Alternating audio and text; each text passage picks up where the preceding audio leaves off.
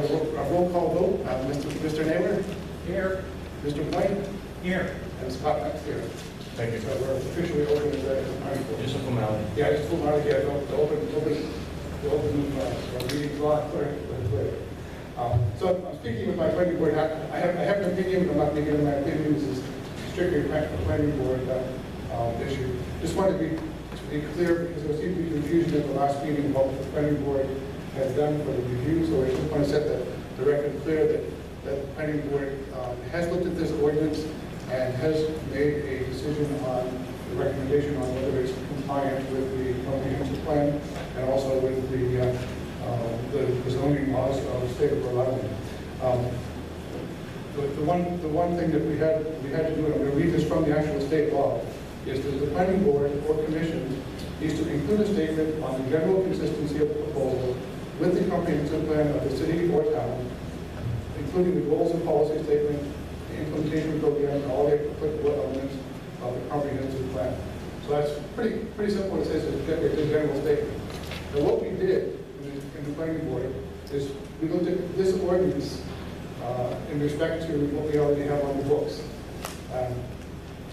And we recognize that this amendment is only a slight change to what we already have, which had already been deemed compliant with the comprehensive plan. So we just need to go page by page in the comprehensive plan. We've done that already. So we used our logic and said, look, the differences are how the acoustic measurements are going to be performed. So it's a fairly minor item.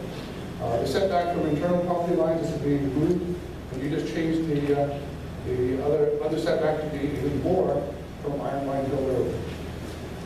The other changes are the overlay itself, the size of the array, and the special use permit. And we actually excluded those things from our recommendation. So we said that the ordinance that we have in front of us, the amendment to the ordinance, is compliant based on the fact that it only has those two small changes, and we are not, as a planning board, really, it's not in our purview to say that the overlay is correct, the size is correct, or the special use permit is correct. That's a town council issue. And what we also did is we referred to the existing district use regulations. The district use regulations right now allow, by special use permit, a solar array to be put in every zone except for the open space zone. So we're already doing it through the town, those are the small changes, and so that was our logical way of saying, yes, this ordinance amendment is compliant with the comprehensive plan. And that was all I had to say. Thank you, sir. All right, thank you.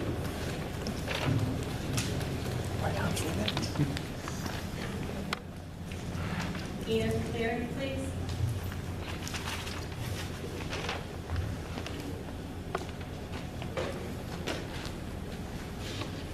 Hello, my name is Ann Cleary. I live on Dorman Drive in North Smithfield, and I am very great. You have another poem for us? What? You have another poem for us? No calls this time, but I'll pick up one. What I am not going to do right now is attempt to inform you about the oxygen production in trees and how they shelter Bambi and all that sort of stuff. Okay? What I am going to do is ask you a few things. What is the rush? There is an election in November. Let's put it on the ballot. I know you feel that this is the town council's obligation as duly elected officials. However, the scope, be it 100 acres, 200 acres, 400 acres, whatever that scope is going to change the face of this town forever. I believe that the citizens of this town should have the right to vote on it. It's not going to be in 2 years that we have to vote on it. The election is in November. A referendum will allow all citizens, pro or con, to voice their opinion. Changes that are proposed for this town of this scope should be allowed to have the yay or no of the voters of this town. Thank you. Thank you.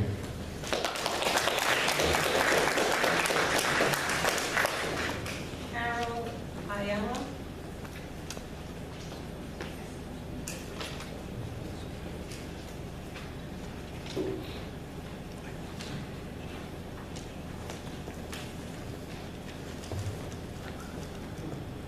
Caroline Allen, 110 Long Road.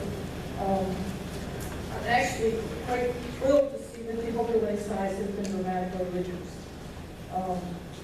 It's tremendously taken away most of the comments I had prepared to make this evening.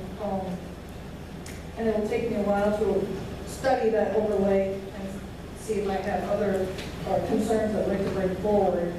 But of all the comments I had prepared, the thing that still concerns me is the absence of the zoning board review. And I think, thinking forward, I know more solar proposals will be coming our way. And I think we should be prepared for that. And it probably would be an excellent idea to engage the ordinance committee, planning board, and zoning board to make recommendations on the best way to manage utility scale solar when we're confronted with this again. I studied the Exeter Planning Board document that they prepared after they compared it with their comp plan, and they did a thorough analysis and recommendations on how to handle utility scale solar. And they recommended a special use permit as the one appropriate tool to manage these projects. So I think we should get ahead of the game here and sort out how we're going to deal with these going forward, because I'm sure this won't be the last one. Beyond that, it's going to take me more time to study the new reality and see if I have more questions about it at a later time. But I'm glad to see that at least there's been some response to the concerns that everybody's had about the massive size.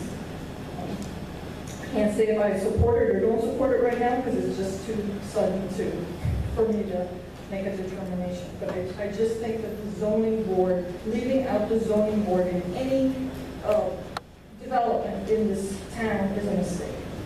And that's all I have to say. Thank you. Thank you. Jim Champagne.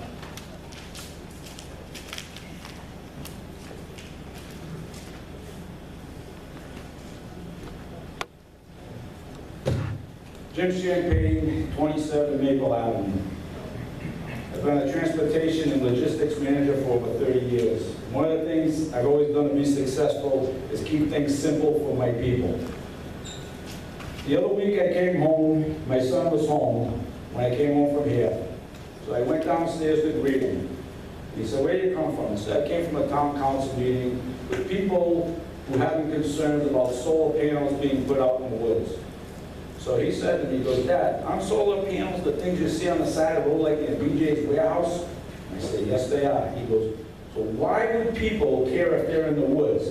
They're like 10 feet tall, they'll never see them." That's about as simple as you can get. That's a 13-year-old boy with an unpolluted mind saying exactly what he thinks. It really is that simple. I'll put a little parallel thing in place for you. If you lived in a typical house, your neighbor's 30 feet away from you, and you had a kid who wanted to be the next rock and roll drummer, he went out there every day and played those drums right on the side of your property from 3 o'clock to 9 o'clock, boom, boom, boom, till you couldn't hear anymore, you couldn't have your supper, you couldn't do anything. Is that a concern of yours as a homeowner? Anybody? That's a very big concern. If the same homeowner, the father can't stand the son playing the drums. So the father, same property, same distance from your neighbor, has 20 acres. He builds the kid a wooden shed, the kid plays in the shed for the same 6 hours. You don't hear anything. You don't hear anything. Nothing at all. You don't see the kid. You don't hear the kid. Is this now a concern for you as a neighbor? No. Anybody? No. Good. We're getting somewhere.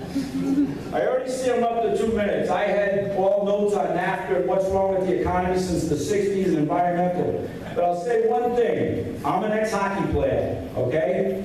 This picture here, to use a basketball term, is a complete layup for the project. See all the gray area? Those are damaged from gypsy moth. All these trees are dead already. Everybody's worried about the trees. They're dead already. 2 minutes, 31 seconds. So again, Johnny the drummer does not concern you. This project does not concern you.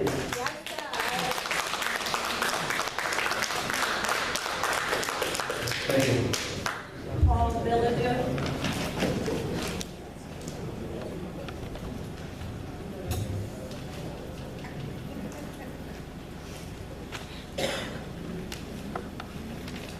Good evening.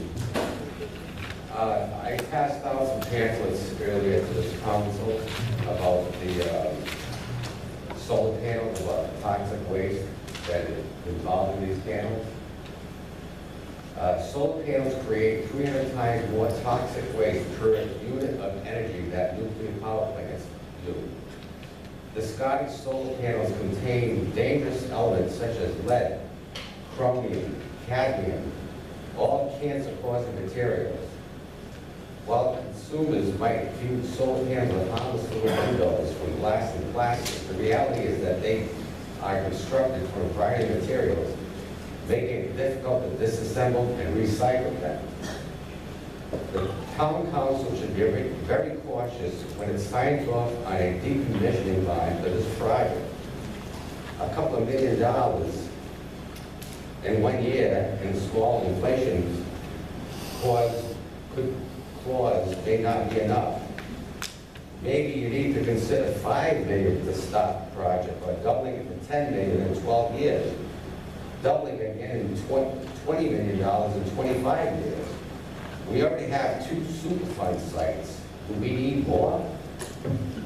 I'm also surprised that block number 10 on a revised GIS map is in the overlay district. And it's opening auto parts junkyard made up of 137 acres.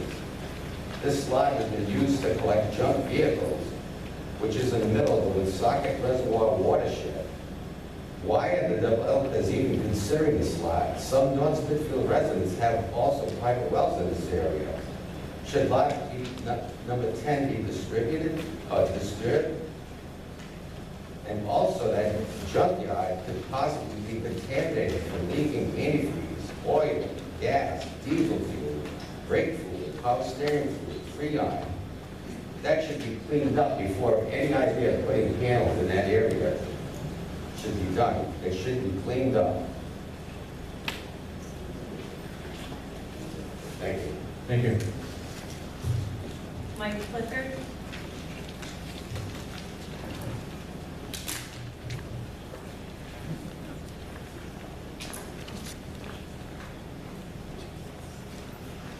I'll tell you quickly why this should concern me. It concern everybody in this room. I don't believe for a minute that if you grant permission for this overlay district, that you're not going to be obligated legally to grant it for the next developer who comes in. You're granting a variance on a zone change, and I've heard a lot of talk about we want the property owner to be able to do what he wants with his property. He can.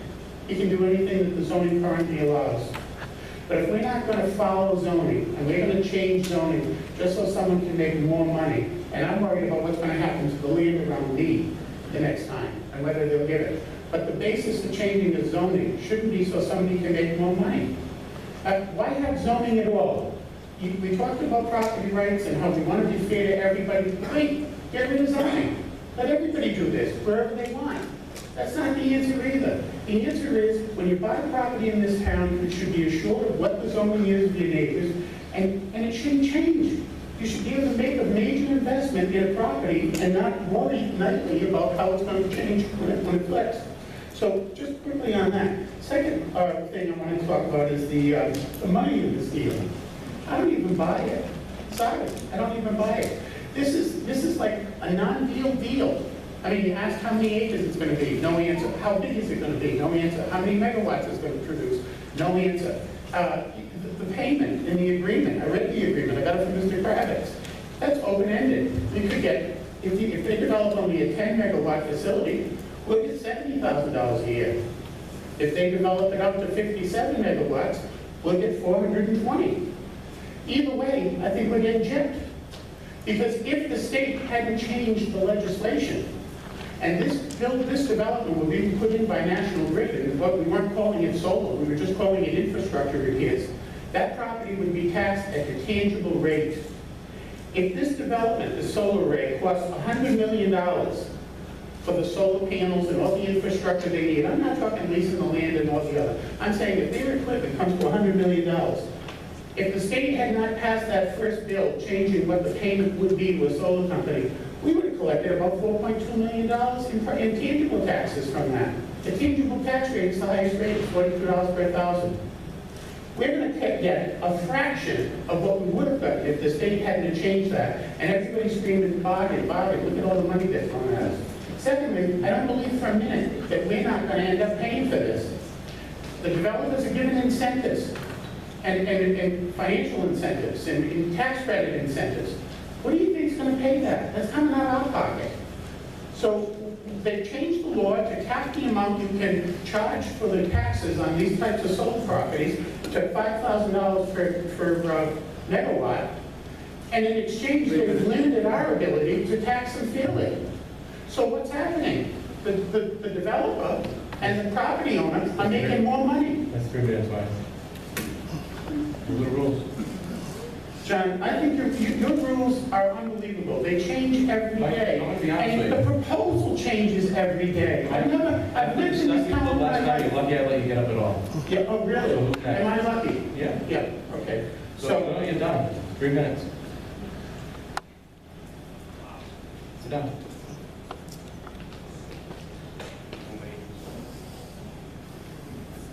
Who's next? Cynthia Roberts. Mike? Go to the podium, please. Yeah, John, wait a minute, I'm collecting my thoughts on the 10 minutes. Thank you for not allowing me to speak on a proposal that's going to impact the town. Thank you.